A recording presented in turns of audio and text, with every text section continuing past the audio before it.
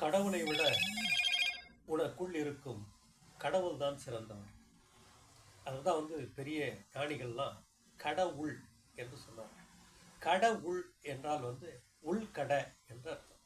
அவர் கூட இருக்கும் பொழுது, கடவுள் கூட இருக்கும் பொழுது நோய்கள் வராது, பணமான சக்திகள் பெருகும், நீங்க எதை கேட்டாலும் அது நடக்கும். அப்போ அந்த கடவுள் என்ன பண்றாரு, எதில் இருக்காருன்னா வெளிச்சத்தில் மட்டும் இருக்கிறார். பார்த்தீங்கன்னா இருட்டு இரவில் பார்க்குறீங்க, காலையில் சூரியன் வரும்பொழுது அந்த இருட்டே மறைகிறது. அப்போ எல்லோருடைய வாழ்க்கையும் வெளிச்சம் கிடைக்கிறது.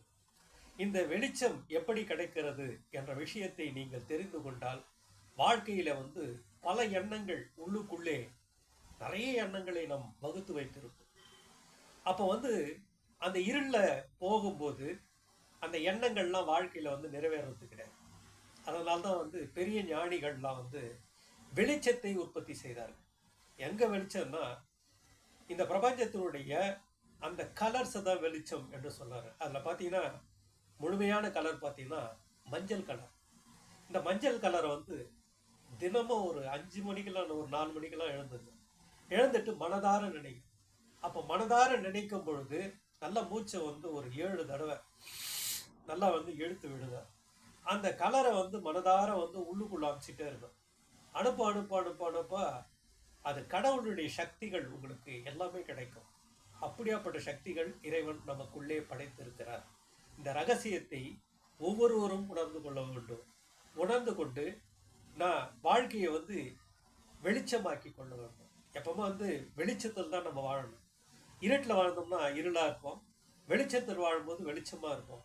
நான் வெளிச்சத்தை உணர்கிறேன் என்ற ரகசியத்தை உள்ளுக்குள்ளே சொல்கிறேன்.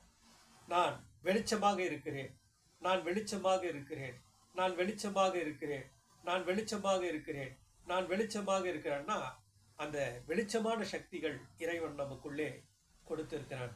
அப்பொழுது நீங்க எது கேட்டாலும் கிடைக்கும். எந்த செயல் செய்தாலும் அந்த செயல் நிறைவேறும். அப்படியாப்பட்ட சக்திகள் இறைவன் நமக்குள்ளே கொடுத்திருக்கிறான். இந்த ரகசியத்தை ஒவ்வொரு மனிதனும் உணர்ந்து கொள்ள வேண்டும். எல்லோருக்குமே எல்லா ரகசியமும் படைத்து வைத்திருக்கிறான். எப்பவுமே ரகசியத்தை தேடிக்கொண்டே இருக்க வேண்டும். வாழ்நாள் முழுவதும் தேட வேண்டும். அப்ப தேடும் பொழுது உங்களுக்கு எல்லாமே கிடைக்கும்.